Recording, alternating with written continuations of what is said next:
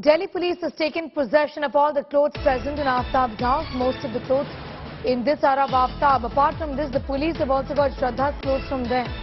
The clothes of both will be sent for forensic examination because up until now, the police have not recovered the clothes which he wore on the day of the murder and which Shraddha wore.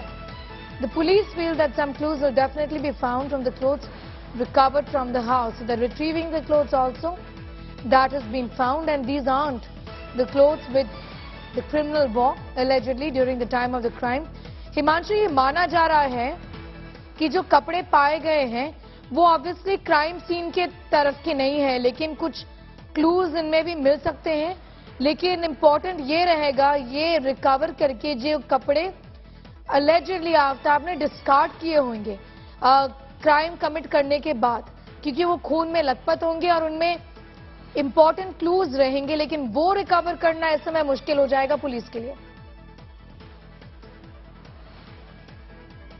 बिल्कुल, देखिए, लेकिन जो कोशिश है वो police की तरफ से जारी है, क्योंकि बोन के साथ साथ पुलिस उन तमाम जो प्लास्टिक की बैग्स थे उनकी भी तलाश कर रही है, क्योंकि प्लास्टिक के बैग जो पुलिस को यहां आप देखिए इस घने जंगल से, क्योंकि कई सारे बैग्स भी पुलिस को मिले हैं जो पुलिस ने अपने पास रखे हैं जिनकी फोरेंसिक जांच करा रही है। इस जंगल को देख के अंदाजा लगाया जा सकता है कि यहां से कुछ भी ढूंढ के निकाल पाना इतना आसान नहीं है, और यही वजह है कि पुलिस की सर्च लगातार जारी है खोजने की, तलाशने की, क्योंकि अगर प्लास्टिक भी मिलती है तो उसमें अगर वो बोन कवर करके ले आया था, पैक करके ले आया था, अगर उसने फेंका है और प्लास्टिक उससे अलग हो गई है तो उस प्लास्टिक से भी कुछ पुलिस को सबूत और सुराग मिल सकते हैं। इसलिए इन तीनों चीजों को, चाहे वो कपड़े हो, चाहे वो प्लास्टिक बैग्स हो, चाहे वो जो बोन रिकवर हुए हैं, इनमें जब तक फोरेंसिक जांच की रिपोर्ट दिल्ली पुलिस को नहीं मिलती है तब तक पुलिस की सर्चेस लगातार जारी रहेंगी। और साथ ही साथ जब नार्को टेस्ट पुलिस कराती है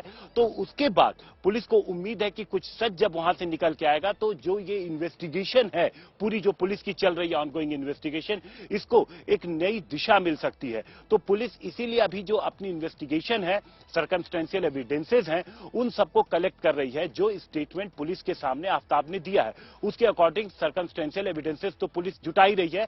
दूसरी तरफ ये जो फोरेंसिक के लिए पुलिस के पास है, अगर फोरेंसिक की कोई भी अगर जो इतने सारी रिकवरीज हुई हैं उनमें से अगर कुछ भी मैच कर जाता है तो पुलिस के लिए ये बड़ी सफलता होगी इस पूरे केस में जो अब तक इन्वेस्टिगेशन हुई है।